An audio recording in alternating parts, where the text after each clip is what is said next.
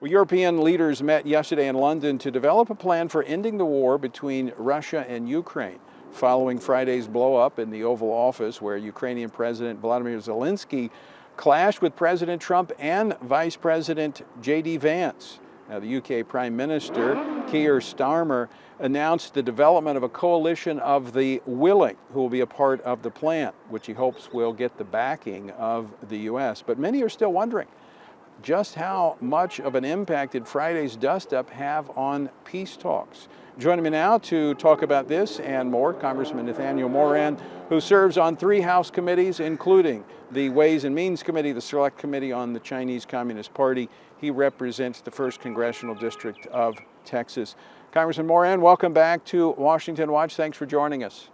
Hi, Tony. What a great pleasure to be with you today. Well, we appreciate your insights on a number of these issues, and the first one I want to tackle is your thoughts on that heated exchange that took place in the Oval Office on Friday.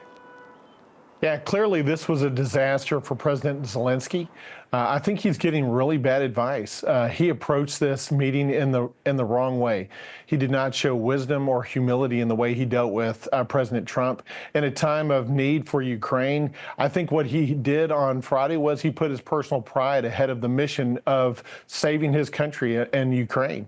And when you go back and look at the history of what President Zelensky has asked of others, he's asked his military to lay down their lives, to sacrifice their lives. He's asked the civilian population in Ukraine to sacrifice lots over the last 3.5 years during this conflict. He's asked the American taxpayer to sacrifice dollars.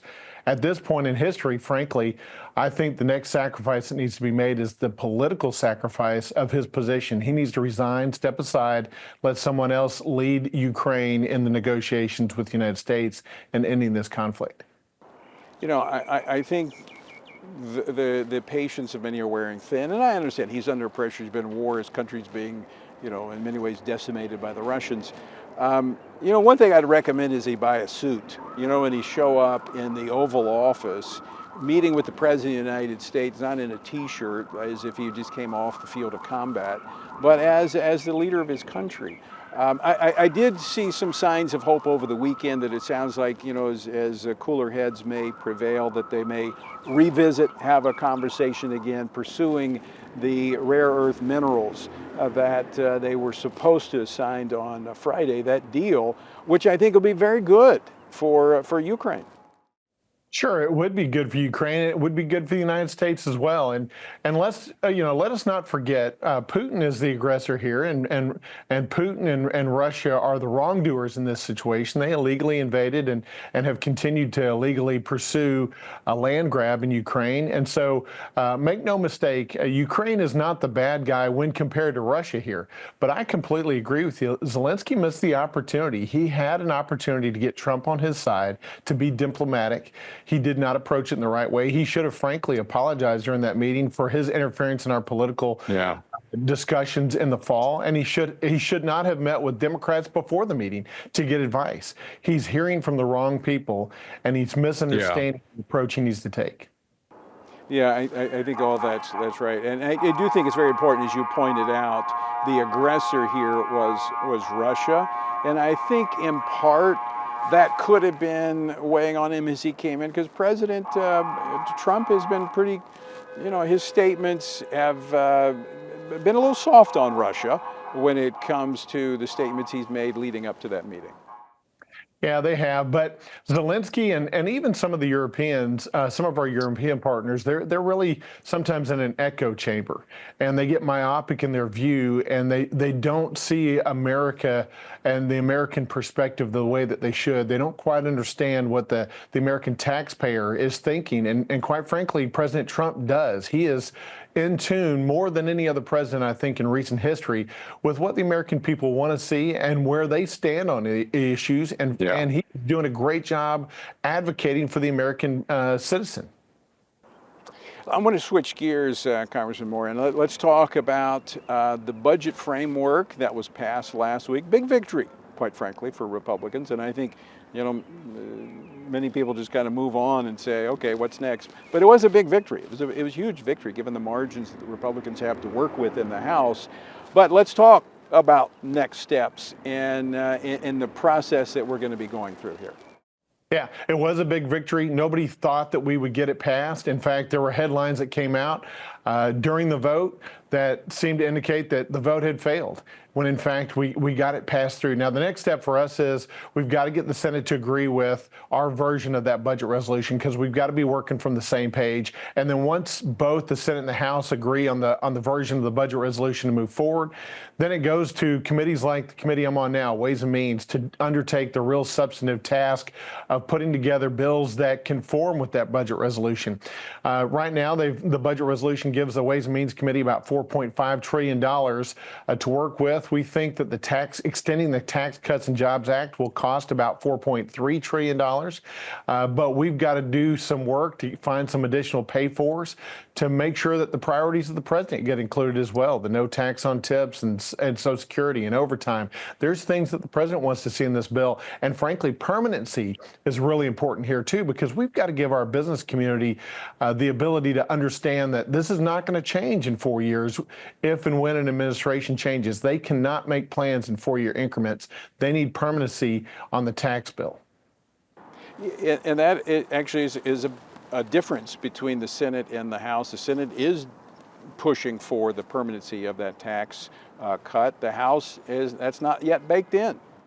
It's not yet baked in. We've got hard work to do, but I am confident that we're going to do it because we've got the support of President Trump. We are mission-minded, and the mission is we're going to stand on behalf of the taxpayers, not just in extending the Tax Cuts and Jobs Act, but the equally important task of reducing spending, because we cannot grow ourselves out of the debt issue that we're in right now. We have got to reduce spending. I was glad to see $1.5 trillion included as a minimum threshold for spending. I'd like to see more spending cuts than $1.5 trillion. So we've got a lot of work to do in a lot of committees. You know, this is the moment. This is the moment for a lot of things to happen, and we see the leadership and appreciate the leadership of President Trump. But when you look at our deficit of, we're around $36 trillion, almost $2 trillion a year in deficits right now. If we don't do it now, Congressman, when do we do it?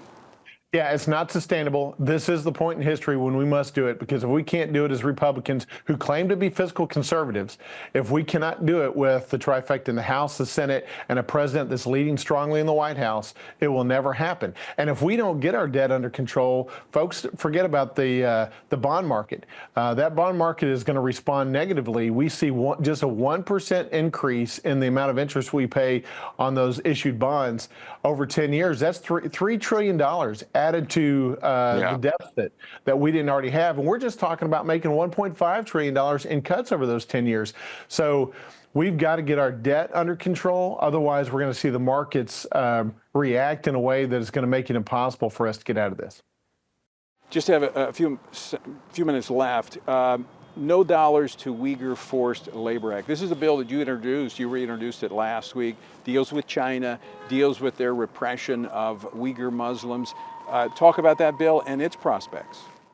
Yeah, as part of the China Select Committee, those that are pushing back on China in a number of different ways. This is one of the bills that we led on last session. We refiled it this session. It says just easily, look, we recognize that slavery is going on in the Xinjiang region of China. The Chinese government is oppressing the Uyghur population there. We want to take no part in playing a part in that. We think that's horrific. It's terrible. The government of the United States should not enter into any contracts that use the labor that comes out of the Xinjiang region. And so this bill says we cannot do that. And I think that's appropriate both economically and morally in particular. Just about 2 minutes left. You're on the China Commission. You're looking at what China is doing. You're just talking about what they're doing from a humanitarian standpoint of suppressing in the Uyghurs. Talk about right now, we've got so many volatile places around the world. We're watching what's happening in Ukraine and Russia, watching their aggression, China, the Middle East. What do you think is the greatest area of focus right now that we should be focused on when you're looking long-term threats to the United States? The long-term threat, no doubt, is China, because a lot of these conflicts would not exist or persist without the support of China. China's been in the back pocket of Russia throughout this conflict. China is supportive of Iran. You know that the Iran, North Korea, China, Russia conglomerate together has been working to support one another. China, though, is the big dog in that corner, and it's because they have the economic resources to support what's going on. So we've got to stop the unfair trade practices of China. We've got to expose their moral depravity that's going on with the Uyghurs and others, the illegal fishing that's taking place around the world. They are using the disguise of all of these other conflicts to then be able to go out and do the things that they want to do under the radar. And if America is not careful, we're going to be left behind when the dust settles. Yeah, and we're funding them by doing business with them. We need to watch where we spend our dollars. Congressman Moran, thanks for joining us.